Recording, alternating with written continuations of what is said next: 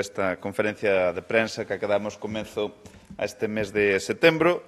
E, como todos os venres, quero vos falar de recursos e de proxectos que van a facer que esta provincia vaya a máis. E deste xeito, hoxe aprobamos o reparto de 1,6 millóns de euros no marco do novidoso plan de axudas para comunidades de usuarios de augas, o máis Aqua, unha aposta con selo propio deste Goberno da Diputación, dos que xa vos falei en algunha ocasión, e do que se van a beneficiar 43 concellos da provincia. E, ademais, fora da orde do día da Xunta de Goberno, pois quero aproveitarvos para adiantarvos novidades da Oficina de Transformación Comunitaria que instalaremos no viveiro de empresas do polígono de Barromeis, anunciarvos o reparto de calendarios competenciais entre as escolas da provincia. E comenzamos desta maneira, polos asuntos da Xunta de Goberno, co programa de axudas a comunidades de usuarios de auga, o que coñecemos como o máis Aqua. Se lembrades, este Goberno fixo o firme propósito de apoiar a todo o tecido veciñal e comunitario da provincia, ademais unha aposta que se viu reflectida na configuración do Goberno, creando a área de acción comunitaria, da que está ao fronte o diputado Javier Tourís, e foi así como lanzamos dous plans, o Provincia Comunitaria para asociacións de veciños e o máis Aqua, para comunidades de usuarios de auga. Recoñecemento, participación, sustentabilidade e unha nova forma colectiva de entender a construción da provincia dábanse así a man. Pois ben, eu o primeiro é que debo recoñecer que nos sentimos abrumados polas expectativas e acollidas deste plan. E esta é unha proba de que, primeiro, o movimento asociativo e veciñal da provincia, no que respecta ao apoio da Diputación, pasou 8 anos nun ostracismo por razóns ideolóxicas. Segundo, que existía unha necesidade real e crecente de apoio a estes colectivos que realizan unha labor tan importante. E terceiro, consecuencia das anteriores, a Deputación acertou na súa aposta. Algo tan simple como isto. E tal foi a acollida que na última modificación de crédito que realizamos, pois destinamos 1,2 millóns de euros máis sobre os dous que xa había no orzamento que entrou en vigor o 1 de xaneiro deste ano. Por lo tanto, vamos a ter 3,2 millóns en total. Así que, como vos dicía, na Xunta de Goberno de hoxe aprobamos o reparto destas axudas do máis Aqua, que teñen un orzamento total de 1,6 millóns de euros e que chegarán a 173 comunidades de usuarios de auga de 43 concellos da provincia. E indo máis ao detalle, recibimos un total de 264 solicitudes, das que só 208 cumprían os requisitos previstos nas bases. As outras 56 foron excluídas por diferentes razóns, como podía ser a falta da memoria correspondente ou non acadar o orzamento mínimo, por poñer dous exemplos. E das 208 que cumpriron os requisitos, 172 reciben 10.000 euros, o importe máximo. E logo, pois, a última que recibe, certo é, 3.000 euros porque se agotou o crédito. O resto das aprobadas, un total de 35, pasan a estar nunha lista de agarda. E con estes recursos do máis Aqua, as comunidades de usuarios poderán realizar melloras no control e calidade da auga, accións de eficiencia e rehabilitación, construir redes, impermeabilizar depósitos ou instalar pozos e canalizacións. E tamén unha cuestión moi importante no que respecta a este programa, hoxe aprobamos ampliar o plazo para a execución das obras e a xustificación en 6 meses, donde pasaremos de 30 de novembro ata o 30 de maio. Por lo tanto, todas as comunidades de usuarios de augas van a ter ata o 30 de maio para realizar as obras e a súa xustificación. E tiñamos unha débeda coas comunidades de augas que desenvolven un papel imprescindible nos espazos máis afectados pola desigualdade territorial, e con este plan estamos a salvar unha débeda. Estamos a materializar o noso firme compromiso coas comunidades de augas da provincia. E como vos decía, xa fora dos asuntos da Xunta de Goberno desta semana, quero falarvos da Oficina de Transformación Comunitaria Máis Renovables. Unha oficina que nun plazo de 2 semanas estará xa a pleno rendemento no viveiro de empresas de barro, para dar apoio a 59 concellos de menos de 50.000 habitantes da provincia neste proceso que estamos a levar a cabo de creación de comunidades enerxéticas. Como xa vos informamos, levamos uns meses traballando neste proxecto, eu de feito personalmente estuve na primeira xornada que se desenvolveu ali, e para o que contamos cun orzamento total de 750.000 euros que está cofinanciado pola Unión Europea.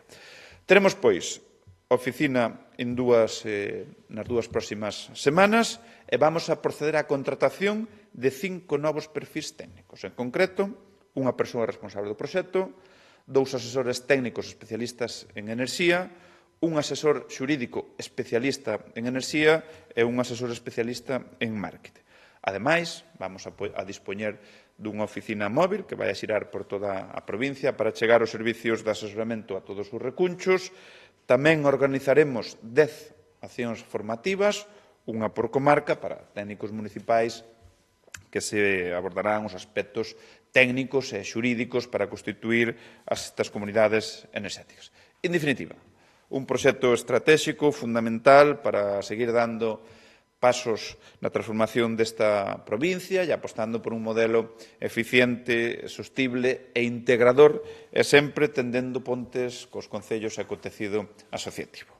E agora, que estamos a piques de comenzar o curso escolar 2024-2025, pois quero falarvos de outra iniciativa que puxemos en marcha, os calendarios competenciais que elaboramos xunto coa psicopedagoga e mestra Teresa Domínguez. Esta semana remitín aos directores e directoras dos 500 centros educativos públicos dos 61 concellos da provincia unha carta co obxectivo de que estes calendarios cheguen a cada aula, a cada centro educativo e a cada fogar da nosa provincia.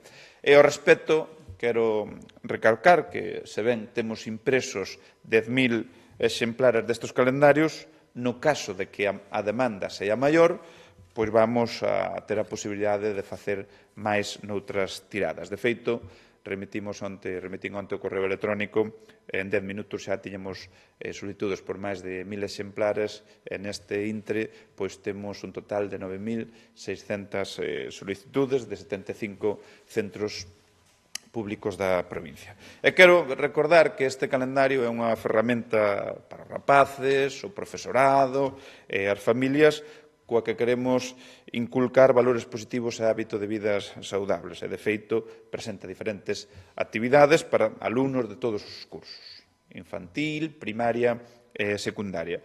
E as propostas de actividades comenzan precisamente agora no mes de setembro e inclúen tarefas e consellos que o alumnado podrá poñer en práctica tanto nos centros educativos como na súa casa. E logo, por último, para rematar, un asunto que tamén vimos de analizar no seo do Goberno provincial porque se trata nunha situación inédita no que levamos de mandato. Imos remitir ao Concello de Pazos de Borbén unha carta para transmitir a nosa preocupación polo retraso no importante proxecto de mellora da estrada a Moedo e aos Valos e, lóxicamente, instar a poñerlle fin á maior brevidade. En concreto, hai 135 días, desde o pasado 24 de abril, que enviamos ao Concello o convenio para a mellora EP 2702 a Moedo aos Valos, no que a Diputación vai a investir nin máis nin menos que 1 millón de euros. Desde entón pasaron 4 meses, un tempo no que consignamos o orzamento necesario a través dunha modificación de crédito, porque o anterior goberno non reservou un só euro para esta actuación, correximos numerosas deficiencias técnicas que había no proxecto, eu mesmo me reunín co alcalde o 29 de maio, nun encontro que tiven un compromiso por parte del de poñer a disposición os terreos necesarios para executar esta obra, trasladamos por activa e por pasiva tanto eu como a diputada de Infraestructuras Isabel Couselo a nosa firme intención de executar a mellora e os veciños siguen reclamando a mellora. En todo este tempo, o Goberno provincial mantivo unha postura de prudencia e confianza na labor do Concello, pero pasados 135 días e sumando, eu creo que os veciños de Pazos de Borbén merecen saber a verdade. E a verdade é que se está a bloquear 1 millón de euros de investimento necesario e importante para un vial que é fundamental, por culpa de unha asignatura. Isto, claro, podémolo cotexar con outros casos para que vos fagades, poñades en situación do inédito que é isto. Propoñer un exemplo. O Concello de Cangas, por unha estrada a Madalena, desde que enviamos o borrador do convenio hasta a súa sinatura polo Concello pasaron 20 días. Arbo, 1 mes. Vilanova, estrada Baión-András, 3 días. Crecente, unha actuación na EP 5005, 15 días. E aquí xa van 135 días. Eu, sin ánimo ningún de confrontación, estes son os feitos. Imos entrar no último trimestre do exercicio orzamentario e nós, como administración, tamén necesitamos saber se Pazos de Borbén vai dar prioridade a esta obra, porque inmediatamente, se non é así, pois estes fondos os destinamos a outra mellora noutro concello nun vial provincial. Así que, desde aquí, instamos de novo ao Concello que cumpra a súa parte, porque, desde logo, os veciños teñen dereito a saber cal é a razón do bloqueo da estrada Amoedo-Os Valos e, desde logo, que seguiremos traballando para que esta estrada reciba e se executen unhas melloras necesarias e importantes que, por parte da Diputación, queremos realizar canto antes. Pola miña parte, pois, nada máis que engadir, salvo que teñades algunha pregunta.